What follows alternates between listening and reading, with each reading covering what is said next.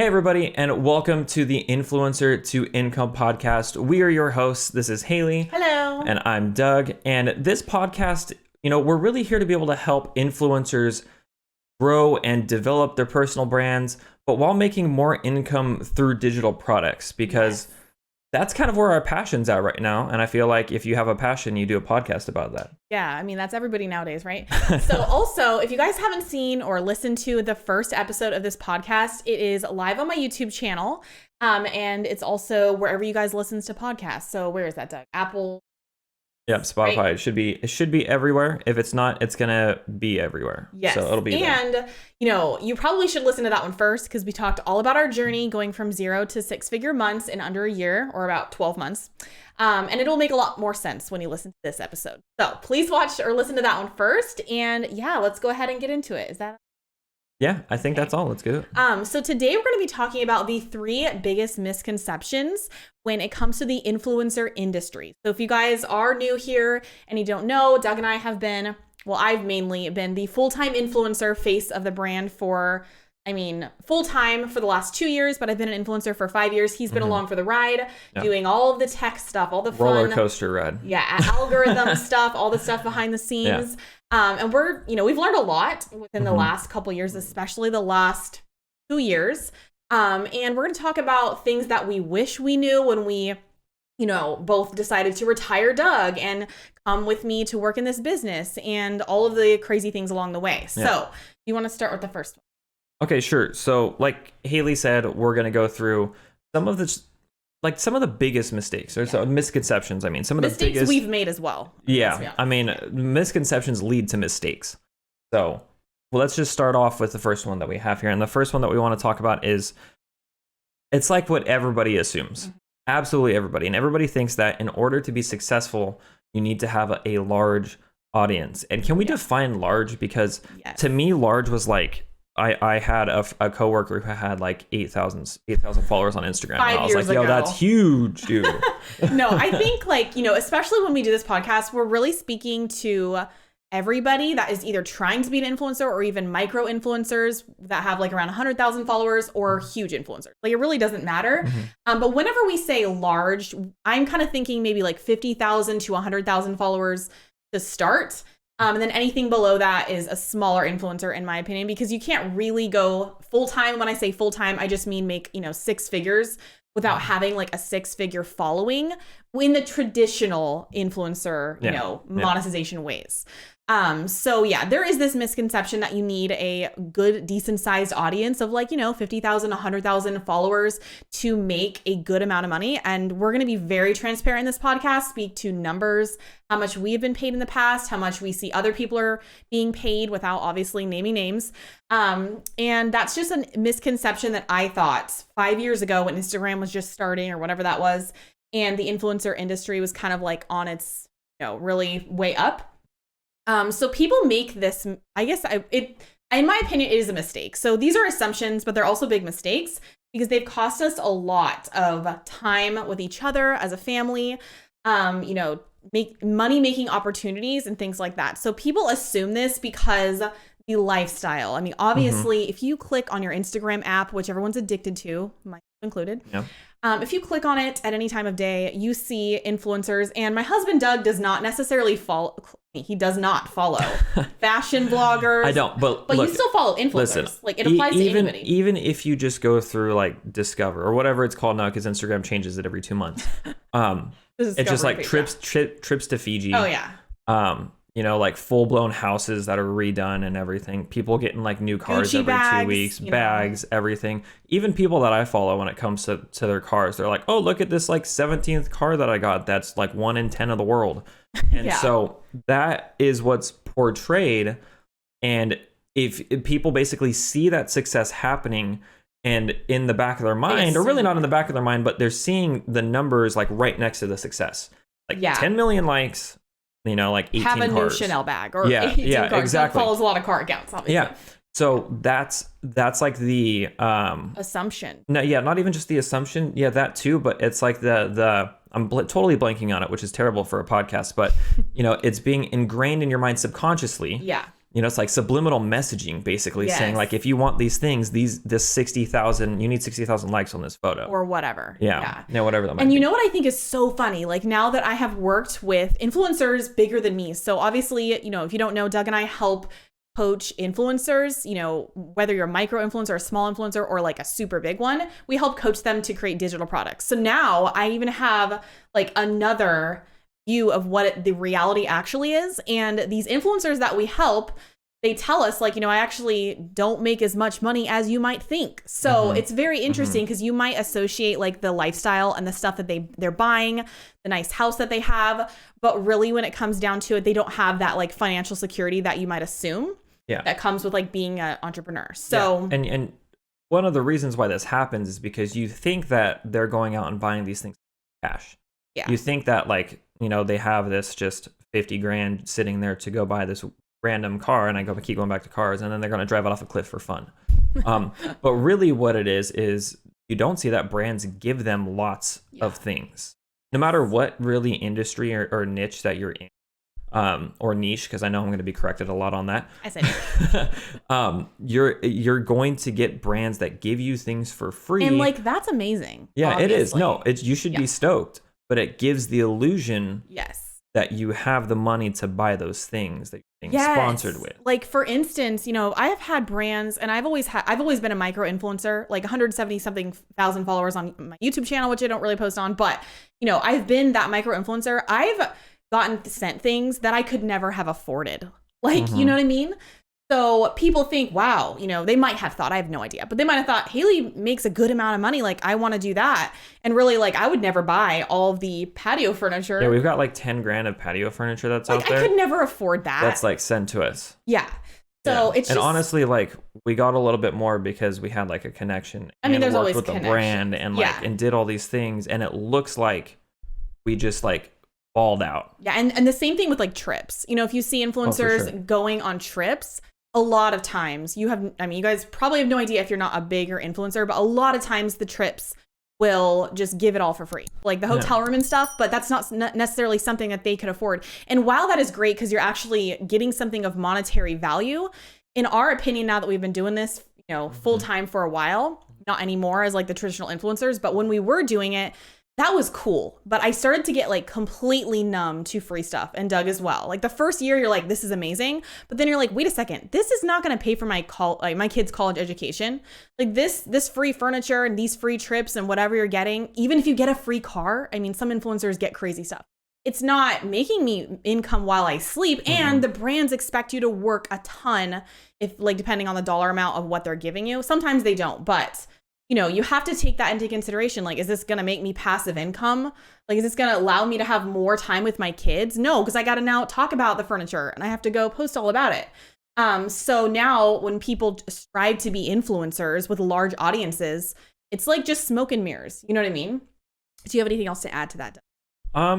No, I don't think so. And I think what it just does though is it takes a toll on the influencer, and then it takes a toll on anybody that's around them, because you're putting in a ton of time. Like one of the mistakes we made was putting in a ton of time for stuff that we got for free, and it's like, oh well, we're saving money, or we're making money because we don't have to pay for it. Our fridge right now is like $3,000. We still have it. Yeah. And maybe I would have bought a fridge. I don't know. But the point is like we have a lot of stuff in our life right now that means really nothing to us, because it's not putting money in the bank. Like it would have been cool maybe at the time when we were, just starting on that journey. And that was one of the biggest things that you got in the beginning was like, we got this fridge. Maybe it would have been cool to have $3,000 in the bank instead and not have to worry about rent for the next like 2 months. Yeah. And then that would have reduced stress. It would have given us more time to do other things. We could have like thought more freely about life.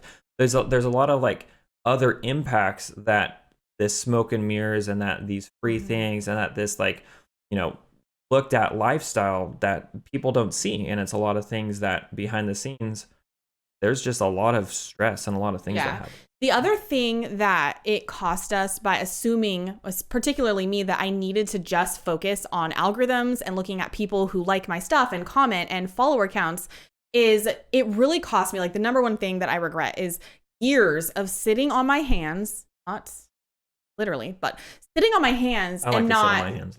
looking at our bank account.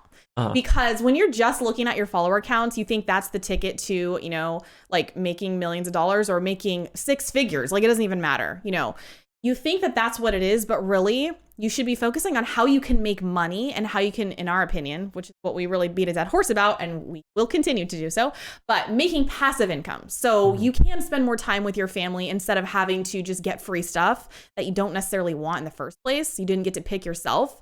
And instead of, you know, watching your follower count increase and just focusing on putting more content out, like that does not necessarily pay the bills or give you financial freedom, at least for us. Right? Yeah. Look, making your, I'm gonna throw this out there because I'm pretty sure of our primary demographic here. Making your husband go through and take pictures of you for your stuff is not quality time. You know, obviously, Doug. So, it's me being like, I look bad. Take it in. So when you think about it, you have to put in all this time that you're thinking you're going to do to get more quality time, but you're not getting more quality time because you're just getting these free things, maybe plus, you know, income on top of that. Yeah, you obviously get income. We'll get to that. Don't worry. Yeah. But it really just cuts in on everything because, like Haley said, you're focusing on what can I do to grow my following and just like make these brands happy, which we'll talk about in a second because brands being happy is like a huge issue. The other thing that it seriously cost me is an obvious one if you were an influencer. It's not obvious if you're not one, but stress of comparison. Holy mother of pearl. Like comparing your accounts to other people, I mean, it has been it's just ingrained in the influencer industry because how can you not? I mean, you sit there, you post a photo, you see someone else is right next to it and it's doing better, or they're growing faster, they went viral first, like whatever it is. None of what I realized when we started our online course business is none of that stress, you know, being away from your spouse, like comparing yourself to everybody else, trying to go viral, trying to grow on all of the accounts. That stuff is a waste of time. To an extent, you do have to obviously have an audience, but it's a waste of time. It's a waste of your life. All of your weekend spent creating this content and just looking at view counts and subscriber counts, whatever likes. Only to get outdone by your neighbor across the street. Yeah, like it's just nonsense. Like it's absolutely not necessary to do for, honestly, if we're going to be real, most of the time, 3 years. I mean, if you look at traditional influencer paths, it usually takes an influencer on this rat race for like a good 2 to sometimes 3 or 4 years before they start making multiple 6 figures. It's just not necessary. You know what I mean? And what we realize coming out the other side, doing a different income stream, which is online products, digital courses, things like that, is that what's possible with income growth with our like main source of income stream, you know, creating passive income through digital products. It wildly outdoes anything that has to do with like how influencers traditionally make money. So traditionally you do need a large audience to make a good amount of money with affiliates and to get someone to pay you $3,000 for a 30-second integration on YouTube, let's say. But that takes a huge audience, years of sacrifice in your life. And you don't need to do that if you focus on actually giving value and focus on an income stream that's going to benefit you in the short term. Right, Doug? Yeah. I mean, it's been like a huge mindset shift for me. I'm like, what was I doing for 5 years? Yeah. So I'm going to try to create a visual here for you guys. So if you're on the podcast, you have to kind of close your eyes and kind of just visualize. But when you're on that train of doing influencer work, and I'm just going to throw it out there in terms of content creation and, you know, working for brands and stuff, it's kind of like going up, and I have to say up because it doesn't make sense if I say you're going down because you don't want to be going down in income. It's kind of like you're going up like the bunny slope, like when you're out there, you know, going up like snowboarding and stuff. Like it's very slow, very mild and up, and I'm not it's kind of up there. Now. Yeah. But when you do digital products, like there's no association. I mean, there's a slight association with your follower count. It's not as heavily dependent on it, you know, as brand deals, but it's like you're standing at the base of like Mount Everest or Mount Fuji or something. That, and then it's just like straight up, like almost like a cliff. They call it, like in marketing, it's called hockey stick growth because it looks like a hockey stick, like you have the small base of the hockey stick and then it just goes straight up.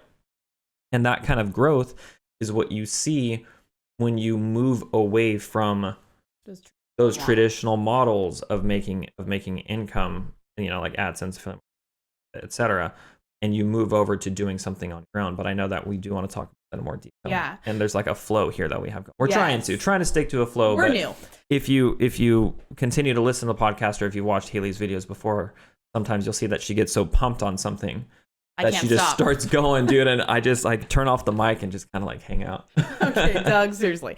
This is what it's like working with your spouse. Yeah. Okay, anyways, the second, misconception about the influencer industry is you can quit your job eventually, when you got that magical, large audience that you've worked for like 2 or 3 or sometimes 4 years. You can finally quit your job. You can work less, quote, air quotes, because I know some of you guys are listening to me. Instead of watching me, and you can spend more time with your family by doing primarily brand deals or like affiliates. So why do people assume this, Doug? This is a huge one. And I assumed too. I thought I'm going to like strike it big. I know it'll take me a little bit. I'm going to strike it big. I'll get a big audience. Then I'll make a ton of money with brands. Even I assumed this as the husband of, living in the same household as an influencer that was doing this.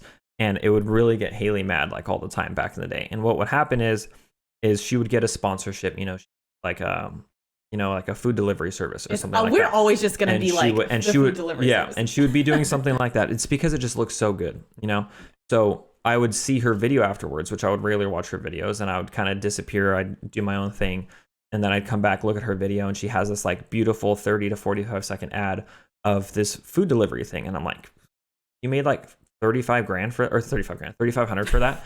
And like that just looked so easy. It took you like no time at all. And she would just run at me with like a brick or something and just be like, this was before he quit his job. Okay. Yeah. And it would take her, what you don't see is that it looks like 30 seconds of work, but you it's just like cooking the meal. It's like hours and sometimes days of work because you're like constantly negotiating. You're like getting all of your stuff set up. Conference calls with the brand, emails with the brand, revisions. Yeah. And like I think I said in the last episode, sometimes you do mess up a lot. I mean, I don't know if it's just me, but I know a lot of influencers, even big ones, they dress up in the same outfits multiple days to redo a take because you did it wrong. Yeah, you said something wrong. What people don't realize is that obviously, most of the time, unless you're like a man, I don't know what it is. Hate to be this person, but I don't know what it is, but if you're a male influencer, they just do all the ads. Like every single video they have is an ad, and dudes just, some of them care.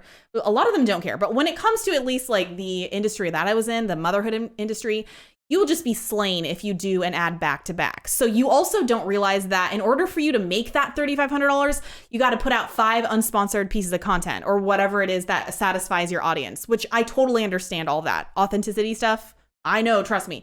So people don't realize you also had to work, 40 more hours that week, so it starts to get like it's an 8 to 5 job.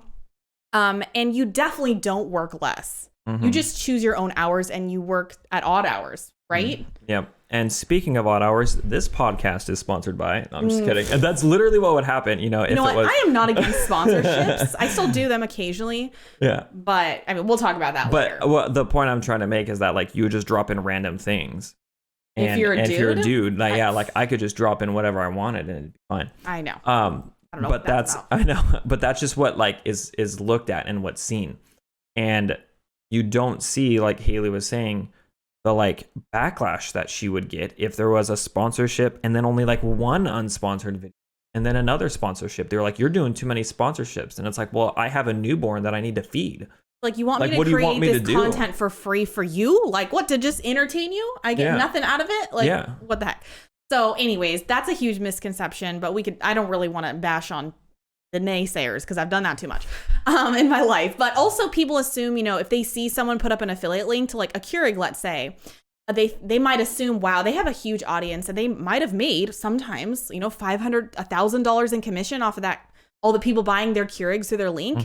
And that's great. Like, that's amazing. But remember, they worked nearly for free or for very low income amounts for like years in order to get there. And I don't know about you guys, but I feel like it's the traditional, like it's the way, and that's just kind of what you have to do. It's accepted. I wish I didn't accept that had to be how it is, work for free or for a little pay for so long, because it's just not necessary. And obviously YouTube AdSense, people think you're making a ton in AdSense. Like, absolutely not. They pay hardly anything. It was such a joke when I started my YouTube channel. in my it's like my second or third video. Thank you to Haley. I have to give her credit because she helped me with the title and like figured it all out. My video went viral, and I made like 10 or 15 grand in that year, which is not really that much when you think about it, but it is good for AdSense by AdSense standards. Whereas Haley has like a video that has 1 million views, way more than the 400,000 whatever that mine had. She was making like $400 because of the niche. Okay. Yeah, and so it's because of the niche. You can't assume that you make all this money just because you have a huge following. No, you can't assume that. That person that you see that has 1 million views on this video, they may have made $10,000, they may have made 1,000. Yeah, like it's a huge difference that's there. So the things that this cost us, like, assuming that you can just work less and quit your job. Remember, in 2019 and in 2018, we were like a full-time influencer family, right? So we had our toddler, then we had a second child. Doug was at home with me, and we thought like, this is the life. And it was for like the first 6 months. Yeah, we had that awkward phase where I thought I was going to be vlogging and stuff. Oh God, no. Oh, man. But it really cost us just like income potential, because you're just focused on the followers, and you're not focused on how you can actually convert those followers to more money than just a one-off $3,000 deal. That's not going to be passive. It's not going to be financial freedom. You're still trading your time for money, which I know I talked about in the first podcast. And it's like you still have a boss, right? Because they tell you exactly what to do. Not to mention, it really cost my audience's trust, which I think a lot of people assume, like at the time, that I didn't care about.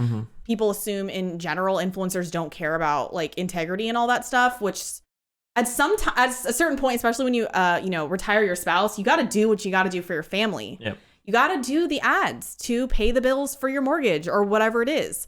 But it still takes a toll on you, So yeah, like mentally. I started to feel like a walking TV ad.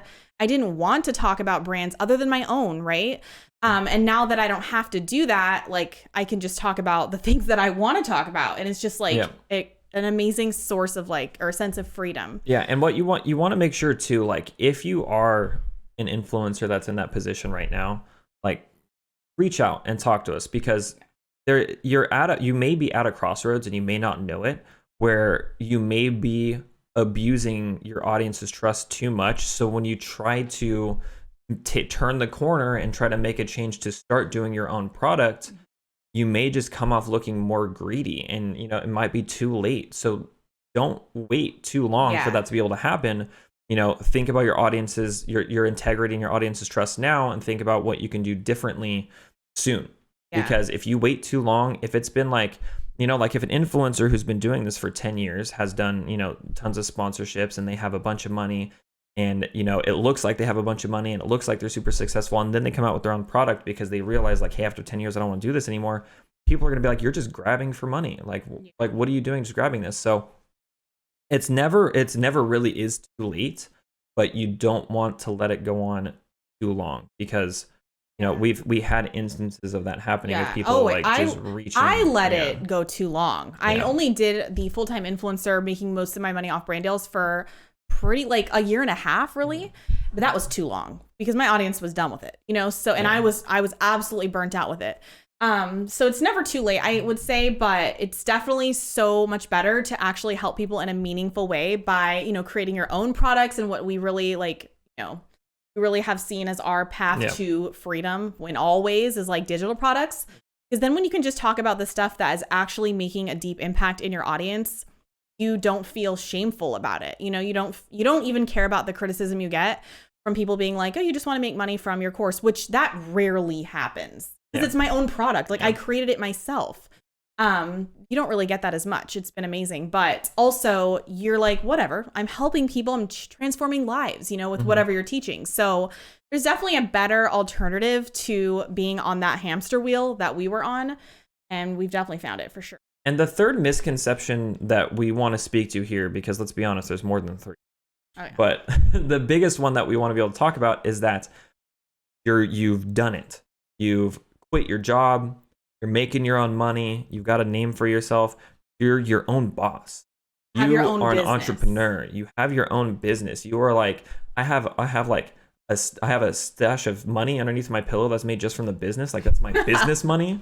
Like you really think no one's telling me what to do. No one's telling me what to do. I have my own hours. Dude, I set my own hour. I don't have to check the schedule every Monday. Yeah. Like, this is nice. And I'm like kind of living the dream. That's just a huge. Yeah, absolutely. And you know what? I'm going to be real. Like, the stuff that we say in this podcast sometimes is going to be offensive.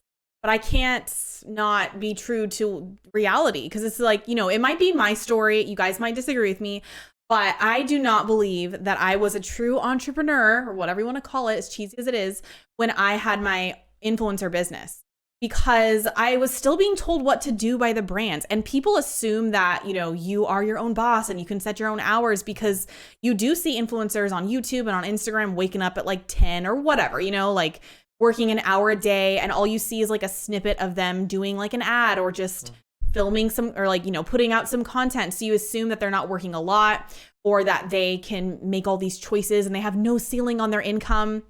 But, you know, and although you legally own your own business, it's not necessarily that way, in my opinion. I still don't think that you're a true entrepreneur if you are taking orders from brands, because nowadays, and you guys will know if you do brand deals, brands tell you word for word exactly what to say. Like, everything is scripted. Yeah, you can go through 90% of the time. Like, if not you always, go find some influencers that have done the same brand. Everybody knows, okay? You know, everybody knows certain ones. Yeah. I've been watching ones, you know, because I've been trying to get like back into tennis, and there was this game that was out there, like some kind of like mobile tennis game, and I watched a couple of different tennis channels, and the same ad came up, and I almost by the third video I was saying the ad with them. Oh yeah. You know, because they tell you exactly what to say, and you have no creative control.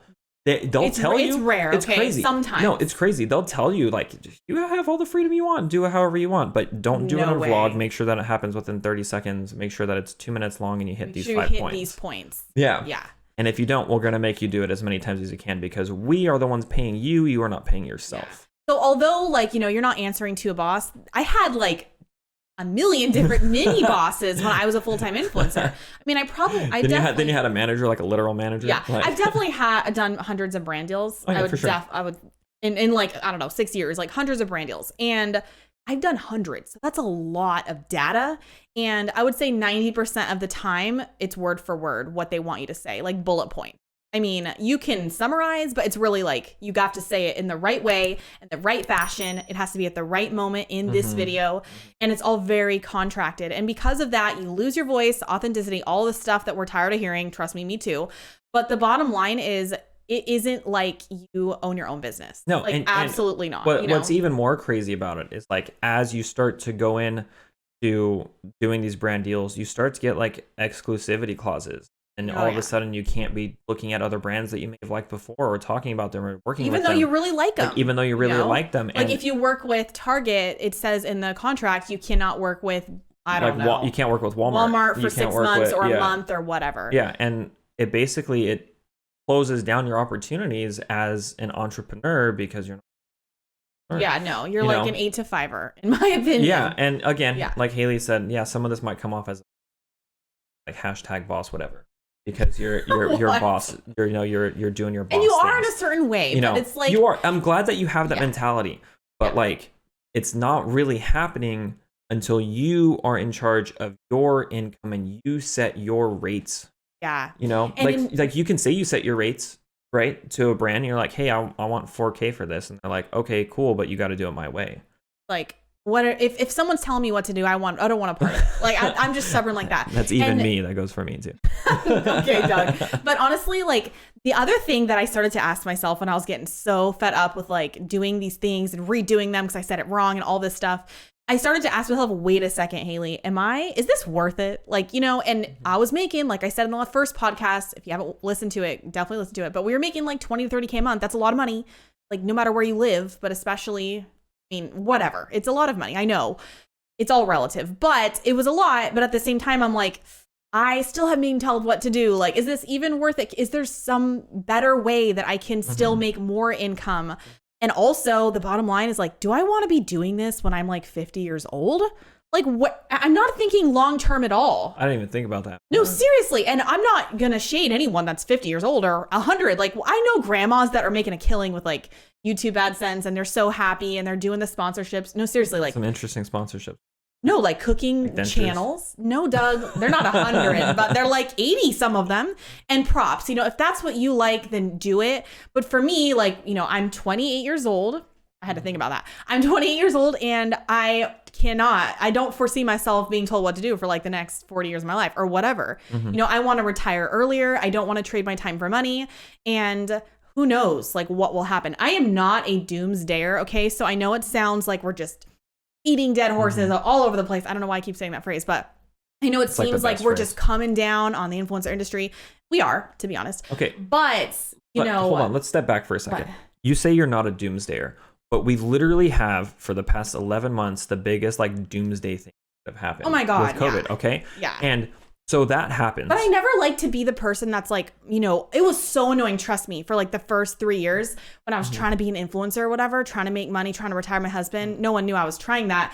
But when like, I love my parents, mainly my mom. She's going to listen to this and watch it. But I love her so much. But she's like, what are you doing? Throwing away your college education to like what? Like be an influencer? You should have heard. I was like, oh, that's so annoying. I want to tell you about this story of this. So I don't want to be that person. Like the sigh heard around the world was when my parents sighed when I told them I quit my job. Oh my God, for influencing. Like, whatever the heck that is. Haley probably heard the sigh upstairs, like two floors up. So the thing about it is like, I don't want to come across as like influencing is going to end and it's all going to burn up. It is not. You should still do it. Do the sponsors, do the affiliates, you know, why not have multiple streams of income? But our point is like, don't make it your bread and butter. Like have something that's passive, have something that is not going to force you to pick up a brand deal that you don't really want to do. Yeah. Right? Look, and I know that we're going to, you know, talk about some of the things that this misconception costed it and like and what happened, but I kind of want to do skip to this because right now for me it's top of mind. Like if I think it's gonna flow really well, so we'll see what happens. Like I said, the last 11 or 12 months have been crazy. Yes, no, totally. And then there's just a lot of political and social issues that came up within the past year, and it was so bad that like brands were just dropping sponsorships. They were like, we don't want to post anything right now. It doesn't even matter if they have the contracts. Yeah, see, and that was another thing too. Like, are you your own boss if like another person just bails out of a signed contract, and you've done the work for like 3 months? They can. You know, they do it all the time, and it happens a lot. Then you have to like try to go after them legally, and your legal fees cost more than what the brand was going to pay you. But anyways, like you have to think about like, are you really your own boss? If these other people and these other companies are pulling out willy-nilly and doing everything that it is that they want to do, like Haley said, do those things, but have another plan. Like have another income stream that's going on. Like to be honest, at the beginning of this year, I was just phasing out that full-time influencing gig, whatever you want to say, and I was, you know, I had brand deals on the docket, like 2 months booked out is really typical. Like invoices sent. Yeah. And they were like, so sorry, we have to postpone, goodbye. Or like, what? And you know, this had never happened to me in years. And it's not because I was a small influencer. Like it was happening to everybody. I know people with 1 million followers that were having all these brands pull out. What are you going to tell like your spouse or your kids or your landlord, like whatever, you know? And hopefully you have savings. I'm sure influencers do. They're not stupid. Okay. I'm not saying that, but you know, of course they have savings, but at some point you just can't control like the economic environment and like what happens, and you can't control the brands. Okay. You can only control your own brand. And if it's reliant on the back of like algorithms and other people's products, then that's like, scary. Yeah. Or like political media unrest. And like all kinds of other things that are going on. You know, all it could take is one thing to tarnish like the influencer name in some way, and all of a sudden no brands trust you. I mean, there was a phase that was happening that were like, okay, what I considered micro influencers, like, you know, 500 to 1,000 influencers. They were like asking brands for free things. They were getting them, turning around and selling them, not doing the work. Yeah. And it tarnished brand relationships with a lot of people. And like the managers that we were working with previously were like, hey, we have to try to rebuild these relationships. Yeah, there's always things that happen behind. Yeah. And so what this did was it made us realize like we're too reliant on other algorithms. We're too reliant on other platforms, and we're too reliant on other people, you know, going through. And that's, we assumed that we had it all in the bag and that we were on our own, but really we weren't. Yeah. And the other thing is that like it cost us, it didn't necessarily cost, I mean, looking back, it did. But when you do these brand deals and stuff, you are making the brands like, I don't even know what maybe like 20 or 30 times the amount of money you're actually being paid. And it didn't necessarily cost us money because we never saw the money, right? Yeah, We'd have to pay it out. But a brand isn't like, they're not going to willingly enter into like a formal business relationship and purposely lose money over and over and over and over again. Yeah. They want to see some type of return, and hopefully like a 2, 3, 4 times return. So when we would do those, like you're doing and you're working really hard for that money that you are making, they're making money off you. And like Haley said, a lot of times it's like way more. Yeah. I mean, I remember, I think I said in the first podcast, but I did like some type of sponsorship with like a meal delivery service. I've done many of them, like every other influencer. There was like 3 months. My favorite, by the way. They were everywhere, dude. Oh, yeah. All of the different ones. Like it was the hot thing to do. Like I should have started one. Like I should have started home delivery. But, I calculate, because I asked them, hey, how many did you sell with my link or whatever? And it was like, they made like 40 grand. No, I only made, I think, maybe $2,000. I'm like, what am I doing with my life? Like, you have this influence and people don't know, myself included for years, you just don't know how to properly monetize it. Like you're sitting on this opportunity for financial freedom and like all the different things that you really want in your life, like time, weekends off, not stressing if you lose, followers on Instagram, time with your family, money making opportunities while you sleep. Like you're losing all of these opportunities by focusing on the wrong, metrics. Dude, go make that 40K for yourself. Yeah. And I think people are scared because, especially me, like I still thought with that like 8 to 5 mindset, like, oh, this is better than working an 8 to 5. So I've got it made. Like out of everyone I know, I'm making the most money doing the least amount of work. But it's not, I mean, there's something better. You know what I mean? Yeah. Yeah. And just quickly going back to that whole incident, COVID and, social and political unrest that was happening. Thankfully, because, we started our own thing and actually started working on that wasn't us. Like we weren't. God seriously blessed us. We weren't sitting there being so scared that all these brands were dropping things. We were like, well, we got this. We're under control. Let's just put more time and effort into what's, our own business that's really making us money. Yeah. So we got super lucky about that. So I know, we're really coming down hard on the influencer industry, but I feel nothing about it. Like I feel good about it. Like to be honest, because there's this quote that I always have stuck in my head and Doug like laughs at it, but it's so true. And it's by, what is his name? Charlie Munger. He's very, very wealthy, very popular. I don't know. You guys can look him up, but it's basically all I want to know is where I'm going to die. So I'll never go there. So I know that's kind of like deep, but it absolutely applies when we're talking about like a huge global pandemic. We're talking about, financial freedom for our families. Like it's not just me and Doug. We have I'm pregnant right now. We're almost 3 kids. Okay. So we want to know the places we want to tell you guys the places that we've been, not necessarily have died, but the place that we've been where we've been in the lowest points of our life in the influencer industry that we encourage people not to go. So if you guys know now with this information we're giving you that it's not all rainbows and unicorns, maybe you can shift your perspective and consider something different or consider starting a new income stream with digital products per se, or just like launching something that is your own, that is not reliant on all the algorithms and the brands and having huge audiences. None of that is necessary. And it's not a place that I would ever recommend to anybody. Like my sister, she's just starting out with like being an influencer, I guess. And, amassing like a larger audience, and she's really new. And I told her not to do any of the traditional ways. And she's made more money in her first 30 days of selling her own products with 1,000 followers on Instagram alone than it took me the first 2 years. So none of this stuff is necessary. You don't have to go through the pain of being scared with pandemics and having huge audiences and brands and people being annoyed at you, whatever. Like you don't have to do any of that. There is a better opportunity, right? Listen, if I could give you guys some unsolicited advice here. That's what we're doing, Doug. Like that's exactly what we've been doing this whole time. It's to live vicariously when you can. So live through other people's mistakes, and that's what we're trying to do here. But we don't want to talk just about all mistakes. We want to be able to talk about how to fix those things or how to not make the mistakes or how to turn things around and actually start making money for yourself. Yeah, because I know you guys are thinking, well, what the heck do we do now? Like, what are we doing? Like, what am I doing? You guys are so damn negative. Like, I don't want to hear none of this. Don't worry, because in the upcoming episodes, we're going to be talking about the steps you can take and the things that you need to do to get off of that hamster wheel, as Haley likes to say. I almost bought her a life-size hamster wheel. I talk about it all the time. Yeah.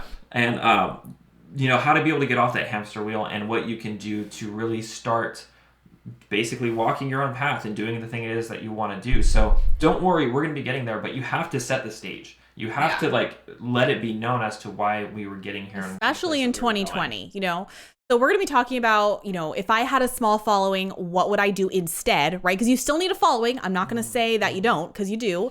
But what can you do to actually properly leverage, like monetarily, you know, your following, and how we did that through digital products, how we make passive income. We're going to be doing income reports. So get excited. Definitely give us a review if you guys get any information or get any value. New. That's such a new call to action. I know, I've never had that, but definitely give us a review on wherever you guys listen to it. Comment down below if you're watching on YouTube, and let us know your thoughts. If you still have these mindset roadblocks, we consider them roadblocks. You guys might not, but if you still have misconceptions and if you question anything that we say, tell us.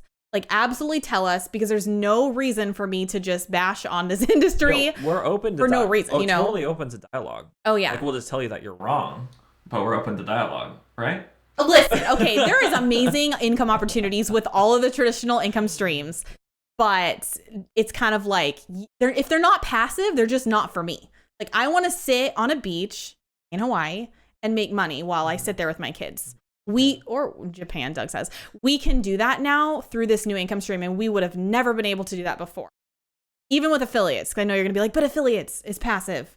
But you still have to have a huge audience for that. You might even need to do something specific to affiliates, because that would probably be like one of the main objections. Yeah. Okay, but let's not get too far ahead of ourselves. If you like this, again, please leave us a review or comment down below, like, subscribe, whatever it is that you're watching or whatever it is that you're listening on. We love to hear the feedback.